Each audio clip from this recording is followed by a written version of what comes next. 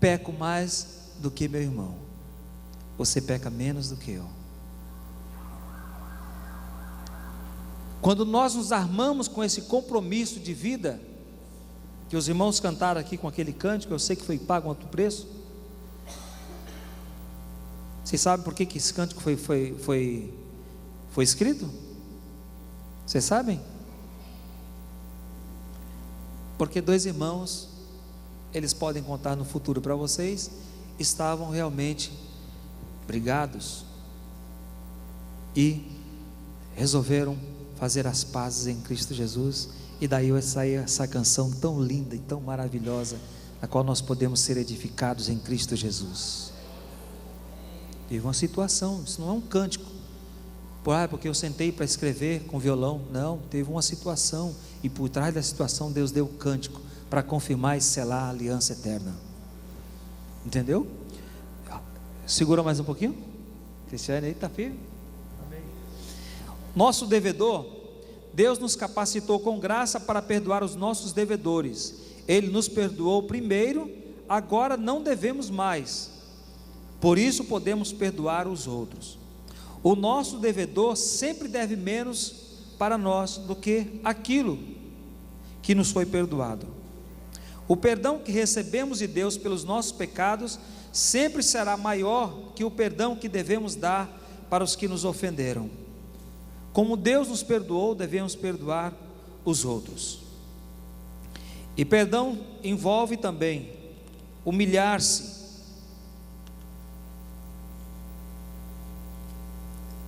Quando não perdoamos, tratamos as pessoas de maneira como Deus não nos tratou.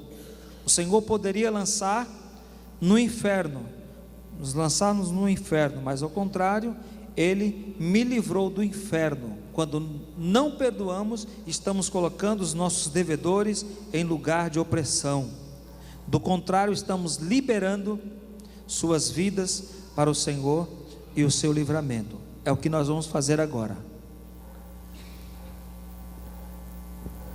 A luz do Evangelho chegou para ela, ela compreendeu do outro lado que estava com falha e procurou rapidamente consertar.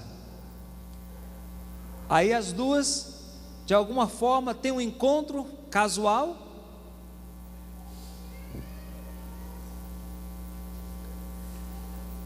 Aí a que iniciou a conversa anteriormente, volta de novo a iniciar a conversa. Aí pede perdão. Aí ela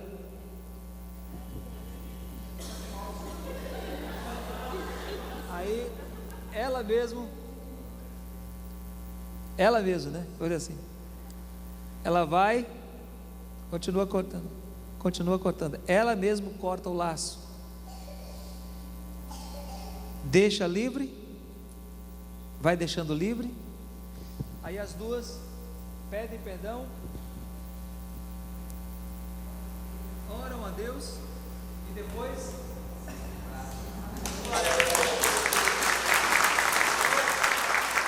se beijam, se abraçam.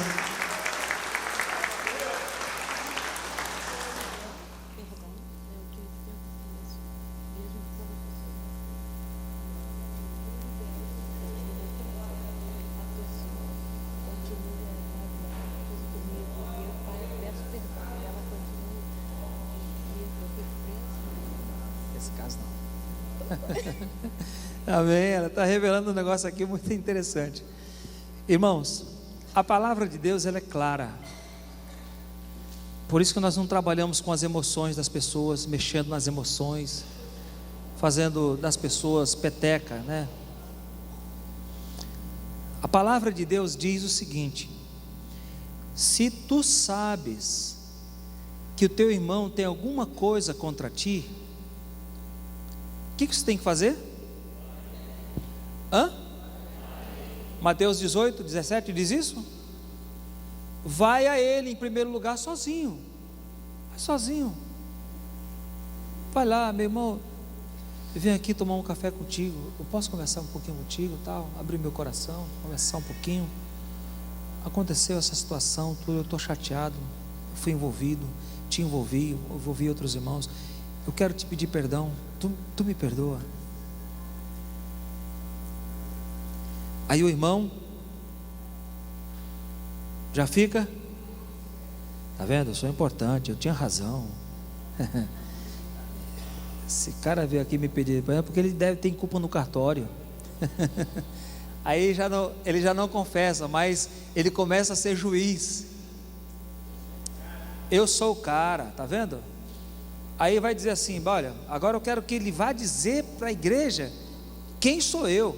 Agora ele quer ser exaltado, ser glorificado, porque o irmãozinho foi lá pedir perdão para ele. Generosamente o Senhor agiu no coração daquele amado irmão, ou daquela amada irmã, do jovem qualquer, né? E ele sentiu como se fosse o príncipe encantado, né? E agora sobrepõe sobre o irmão e diz assim: irmão, começa a sobrepor sobre o irmão e não perdoa, e ainda dá sermão do irmão, vai dando o sermão, humilhando o irmão. Tu fez isso comigo, mas se tu fizesse com o outro, talvez fosse pior, justificando o erro do irmão.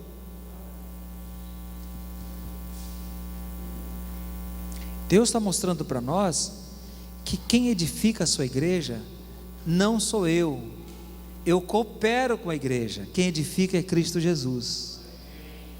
Eu edificarei a minha igreja, e as portas do inferno não prevalecerão contra ela. Mateus 18 fala sobre o perdão, porque Pedro inicia a conversa e diz assim: Senhor, até quantas vezes eu devo perdoar meu irmão? Só 7 vezes, Senhor? E Jesus foi muito mais além, porque Jesus é abrangente. Ele disse: não, 70 vezes 7, até 70 vezes 7. Os pecados? Não, um pecado. Qual pecado? O que foi feito uma vez por dia. Um pecado repetido 490 vezes. 7 vezes 7, 49, né? 490 vezes. Eu tenho que perdoar esse infeliz 490 vezes por dia?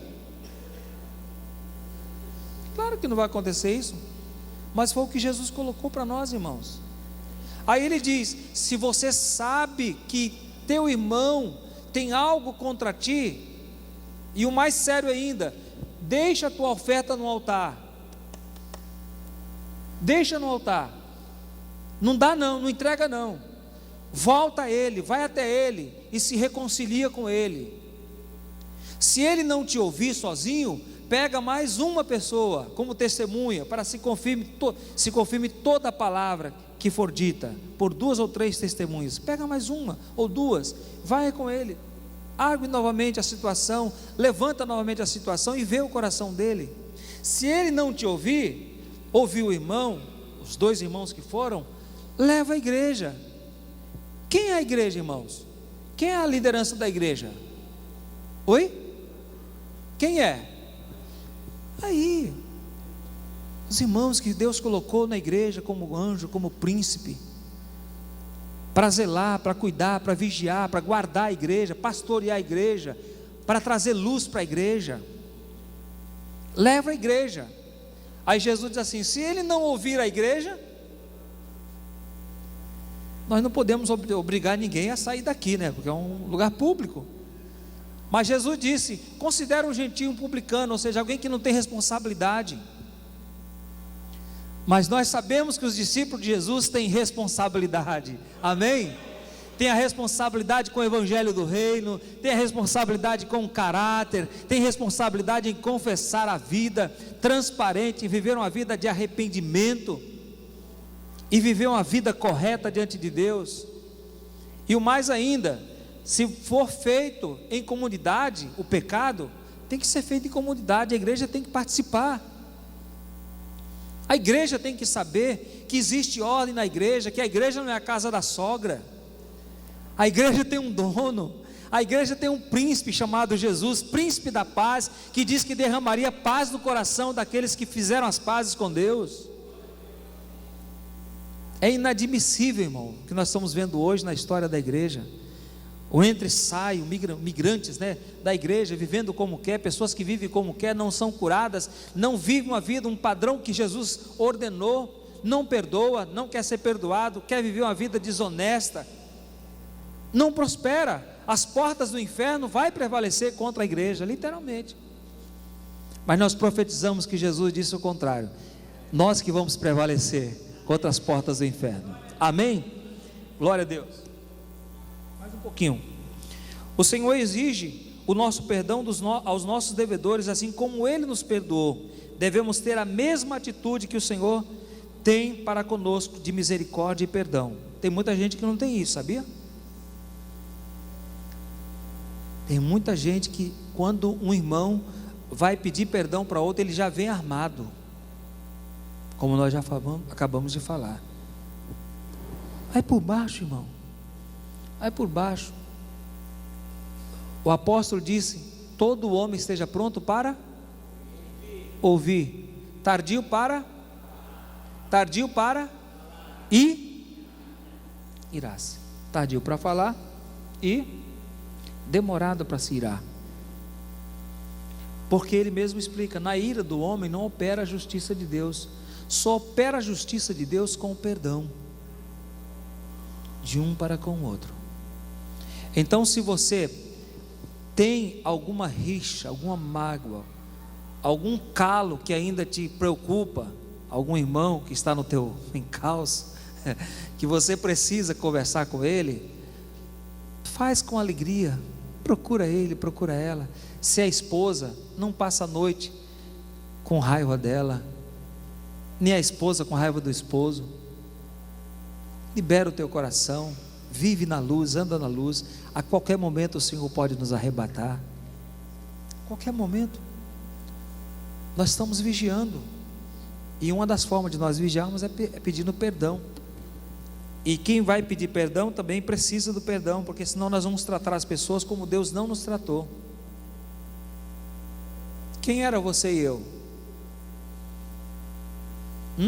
A Bíblia diz que nós éramos inimigos de Deus, mas mesmo nós sendo inimigos de Deus, Ele nos tratou como amigos e nos perdoou.